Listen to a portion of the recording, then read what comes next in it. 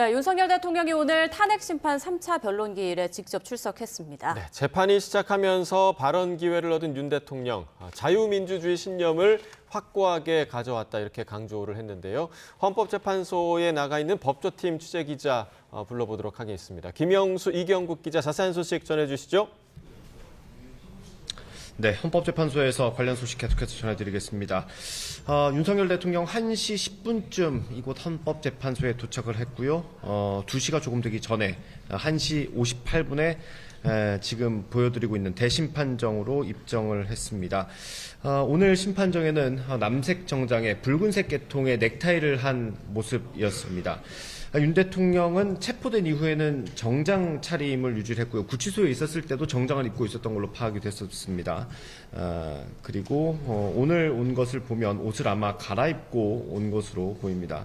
공수처 조사를 받을 때도 넥타이를 하지 않았던 모습이 있었고요. 차량으로 이동할 때도 포착된 화면을 보면 넥타이는 하지 않았었는데 오늘은 붉은색 계통의 넥타이를 하고 왔습니다. 보시는 것처럼 화면으로 보시는 것처럼 머리는 조금 정돈된 것처럼 보이기도 했습니다.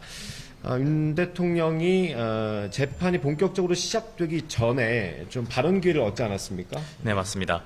윤 대통령 측은 피청구인 측의 가장 앞자리 대리인인 차기환 변호사 옆에 착석을 했습니다. 피청구인 본인이 출석했느냐는 문영배 재판관의 질문에 일어서서 고개를 숙여서 인사한 뒤에 착석을 했고요.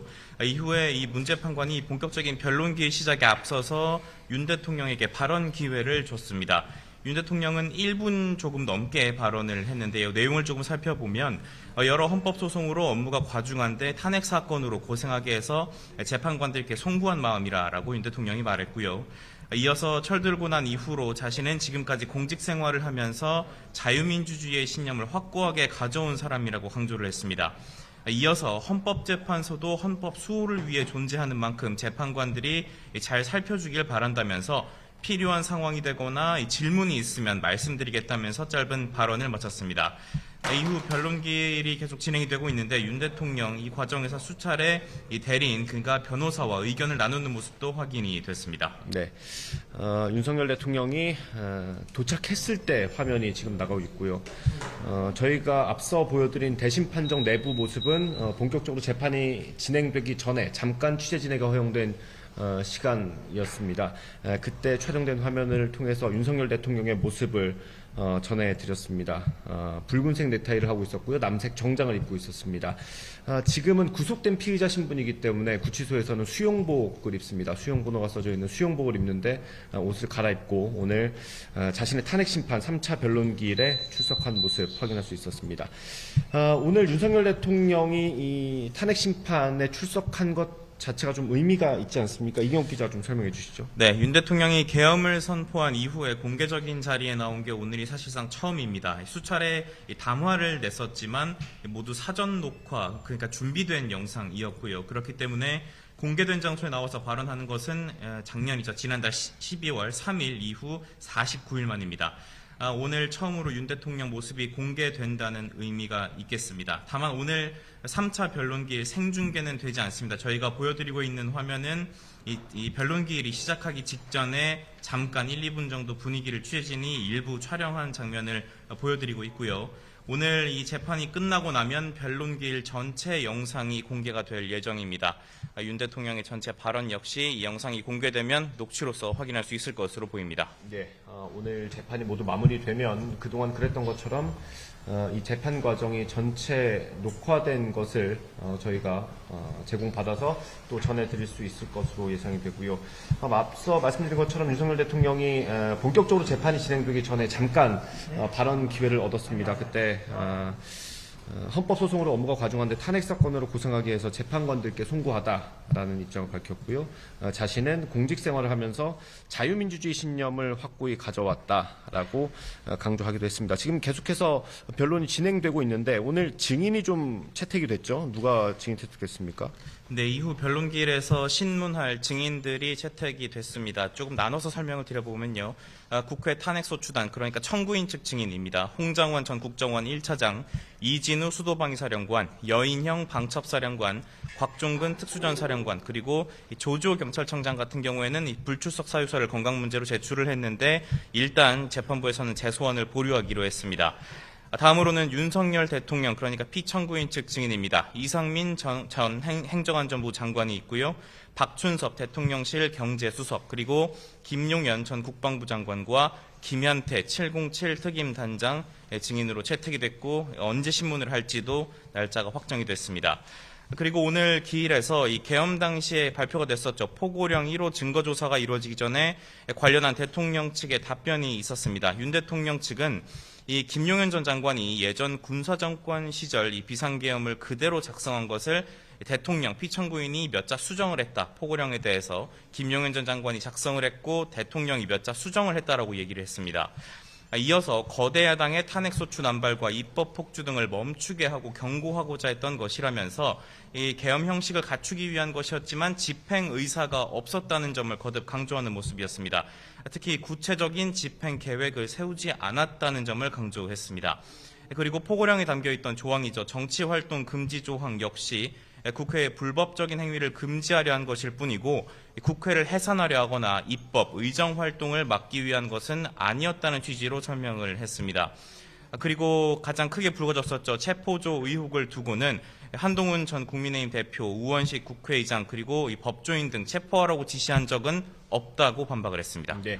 앞서 말씀드렸던 윤석열 대통령이 했다는 발언, 자신이 지금까지 공직생활하면서 자유민주주의 신념을 확고히 가지고 살아왔다라고 한 건 1분 정도 발언이 있었고 이건 윤석열 대통령이 직접 발언한 겁니다. 방금 이경국 기자가 설명해 준 건 대리인들, 그러니까 변호사들이 자신들의 주장을 한 것이고요. 이 부분에 대해서 계엄 선포 배경에 대해서 윤석열 대통령이 직접 발언할 수 있는 기회가 있을 수도 있습니다. 그거는 저희가 들어오면 다시 한번 전해드리도록 하고요. 지금은 이 변론에서 국회 측이 주장을 하는 시간입니다. 이 국회 측은 언론 기사 그리고 국회 회의록 등을 제시하면서 계엄 선포 상황 그리고 포고령의 위법성을 좀 강조하고 있습니다.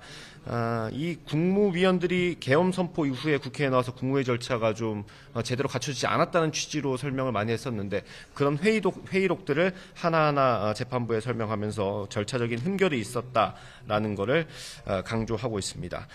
오늘 윤석열 대통령이 이 헌법재판소 탄핵 심판에 출석한다는 소식이 전해진 이후에 경비도 굉장히 강화가 됐습니다. 지금 현재 주변 상황이 어떻습니까, 이경욱 기자? 네, 경찰 병력이 굉장히 많이 배치가 된 상황입니다. 사실상 이 현재 주변의 경찰 버스가 완전히 에워싼 것처럼 보이는 상황인데요.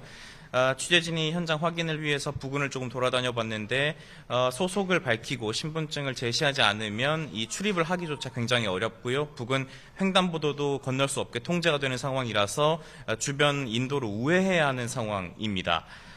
겹겹이 경찰이 통제를 하고 있는 상황이고요. 그리고 이 현재 부근에 있는 경찰 기동대 같은 경우에는 만약의 사태를 대비해서 이 보호복을 착용하고 있다는 소식도 이 현장 취재진을 통해서 확인이 됐습니다. 아무래도 이 서울 서부지법 사태가 있었던 만큼 경찰도 여러 채비를 하고 있는 것으로 판단이 됩니다. 예.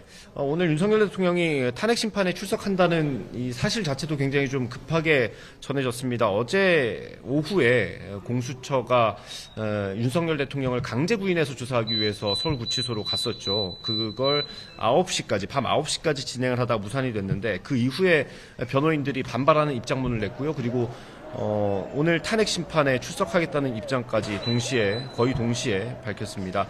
윤 대통령이 그동안 심판에 출석할 거다라는 의사는 수차례 밝혀왔습니다. 변호인들을 통해서 밝혀왔습니다. 다만 적절한 시점이 되면 나가겠다. 그리고 신변 위협이 이런 게 없어지면 나가겠다라는 설명을 했었는데 사실 취재진 입장에서도 좀 갑작스러운 측면이 있었습니다. 어제 갑자기 출석하겠다는 사실을 공지했고요. 게다가 오늘뿐 아니라 앞으로도 나오겠다는 의사를 밝혔습니다. 헌법재판소도 이걸 어젯밤에 좀 급하게 전달받은 것으로 확인이 됐습니다. 아무래도 경호 문제 협의가 있어야 하는데 그것도 오늘 오전 협의를 마무리했다고 헌재는 설명했습니다. 이게 현직 대통령이 탄핵 심판에 나온 건 처음이지 않습니까? 네, 맞습니다. 앞서 노무현 박근혜 전 대통령 탄핵 심판을 받았었지만 직접 변론에 나온 적은 없습니다. 모두 대리인단이 나와서 탄핵 심판 절차를 대신 진행을 했었는데요. 윤석열 대통령은 이 역대 대통령 가운데 변론기일에 직접 출석한 첫 대통령이 됐습니다. 앞서 전해드린 것처럼 윤 대통령 잠깐 기회를 얻어서 1분이 조금 넘는 발언을 했는데요. 이후에 신문 절차도 이루어질지 여부 역시도 좀 지켜봐야 할 것으로 보입니다. 예. 윤석열 대통령 지금 화면으로 보시는 것처럼 오늘 자신의 탄핵 심판 3차 변론기일에 출석을 했고요. 남색 정장 그리고 붉은색 계통의 넥타이까지 한 모습이 확인됐습니다. 변론기일이 본격적으로 시작되기 전에 1분 정도 발언을 했고 자신은 공직생활하면서 자유민주주의 신념을 확고히 가져왔다라는 발언을 했습니다. 이후 재판관이 신문하는 절차가 있을지도 지켜봐야 할 것으로 보입니다. 지금까지 헌법재판소에서 전해드렸고요. 상암동 스튜디오 넣어주십시오.